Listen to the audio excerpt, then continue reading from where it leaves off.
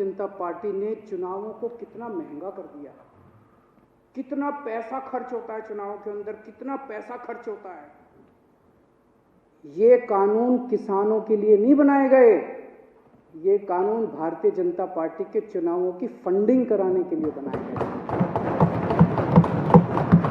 इसको ये देश जितनी जल्दी समझ ले, किसान तो समझ गए, बाकी देश भी जितनी जल्दी समझ ले उतना अच्छा होगा। नमस्कार, मैं हूं फैज अहमद और आप देख रहे हैं बीजे बिहार झारखंड न्यूज। आइए देखते हैं आज के ताजा खबर को। अगर चैनल को सब्सक्राइब नहीं किए हैं तो सब्सक्राइब कर लें ताकि आप तक नोटिफिकेशन सबसे पहले पहुंचते रहे।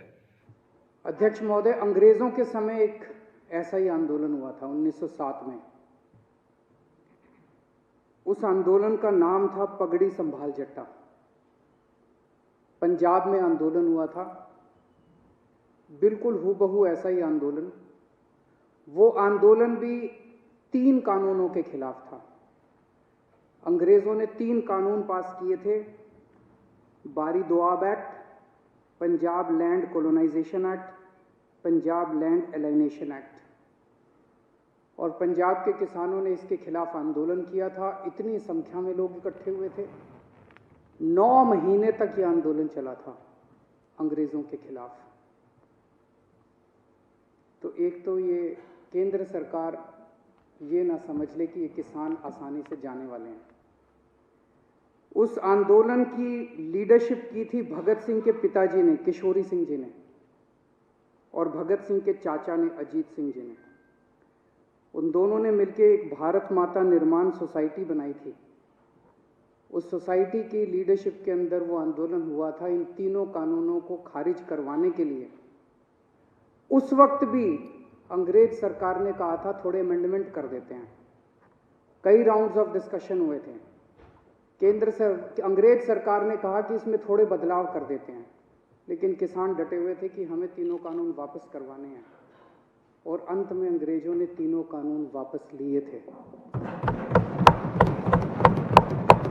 मैं सोच रहा था कि भगत सिंह ने क्या इसी बात के लिए कुर्बानी दी थी कि जब देश आज़ाद होगा तो अपनी सरकारों के खिलाफ भी इसी किस्म से आंदोलन करने पड़ेंगे। आज कितने किसान हमारे सिंघू बॉर्डर के ऊपर सुप्रीम सैक्रिफाइस दे रहे हैं। एक एक किसान भगत सिंह बन के वहां पे बैठा हुआ है। आज योगी आदित्यनाथ जी, जो भारतीय जनता पार्टी के बहुत बड़े नेता हैं, उत्तर प्रदेश के मुख्यमंत्री हैं, वो टीवी में आ रहा था, शायद बरेली में 20,000 किसानों की रैली उन्होंने की। उनको कहा गया भाई इन 3 बिलों के फायदे समझाओ, तो फायदे समझाने लगे वो। मैं सुन रहा था उनका भाषण। तुम्हारी जमीन नहीं जाएगी, ये फायदा है क्या? वो तो थी अभी तक, अब जाएगी नहीं, मतलब ये क्या फायदा है? तुम्हारी मंडी बंद नहीं होगी, ये फायदा है क्या? तुम्हारी मंडी बंद नहीं होगी, तुम्हारी जमीन नहीं जाएगी, तुम्हारा ये, अरे भैया ये तो था ही हमारे पास, फायदा क्या है? तो इनसे किसी से पूछ लो, ये भी इतने सारे बैठे हैं, किसी से पूछ लो, किसी भाजपा वाले से, कि फायदा क्या है? वो बता रहे हैं कि आ रहा हूं मैं उस पर, फायदा और नुकसान दोनों, नफा नुकसान बताऊंगा, चिंता ना करो। तो इनसे किसी से पूछो भाजपा वाले से फायदा क्या है, तो सारे जनों को एक लाइन रटा रखी है, किसान अब अपनी फसल पूरे देश में कहीं भी बेच सकता है। यही कहते हैं ना ये।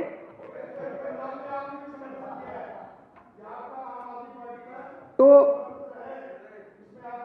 एक मिनट मेरे को बोलने दीजिए। मैंने आप लोगों जब बोल रहे थे मैं चुपचाप सुन रहा था। मैं आज धान का एमएसपी 1868 है। उत्तर प्रदेश और बिहार में ये 900,000 रुपए में बिक रहा है। मेरे को बता दो कि पूरे देश में मेरा बिहार और उत्तर प्रदेश का किसान कहां ये फसल बेच के आए कि इसको एमएसपी से ज्यादा दाम मिल जाए। हवा में बात करने से क्या फायदा है? कहीं भी बेच लो, कहीं भी बेच लो। अरे कहां बेच लें, बताओ तो सही।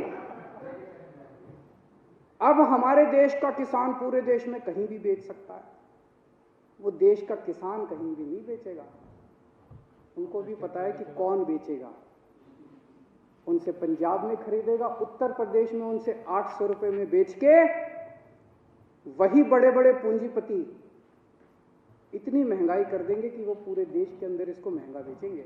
ये किसानों के बेचने के लिए कानून नहीं बनाया गया। तो कहा जा रहा है कि किसानों को भ्रमित किया जा रहा है। किसानों को भ्रमित नहीं किया जा रहा, भाजपाइयों को भ्रमित किया जा रहा है। सारे भाजपाइयों को अफीम खिला दी है और अफीम खिला के कह दिया ये रट के बस यही बोलो। मैंने आज पूरा भाषण सुना योगी आदित्यनाथ जी का, उनको भी नहीं पता इसका क्या फायदा है।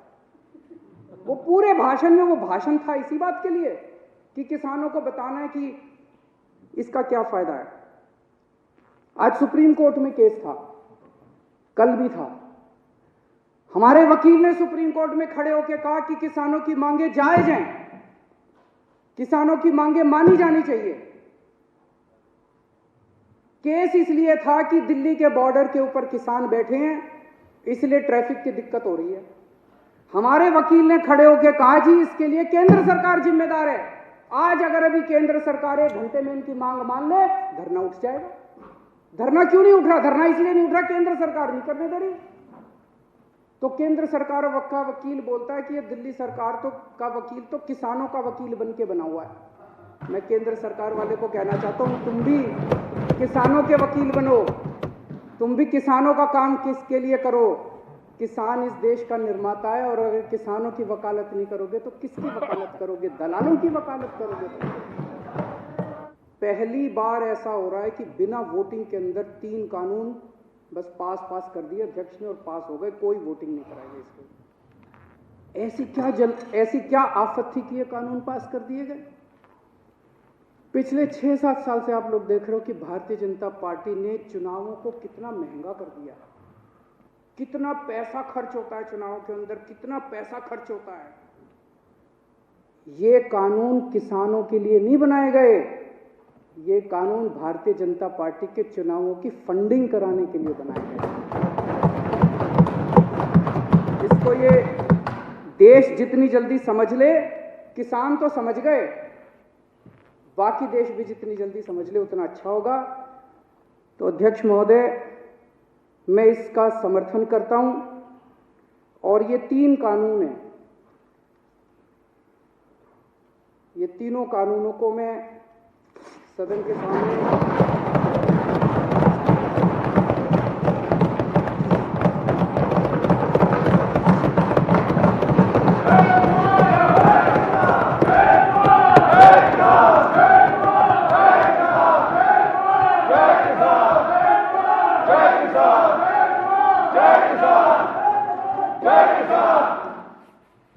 इन दोनों कानूनों को फाड़ते हुए मुझे बेहद दर्द हो रहा है।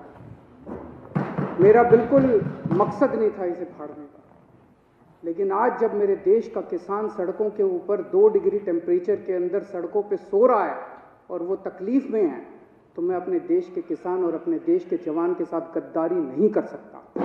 अंग्रेजों ने 9 महीने में कानून वापस ले लिए थे, आप कम से कम आज़ादी की इतनी तो इज्जत रख लो कि 20 दिन के बाद अब इन कानूनों को वापस ले लो।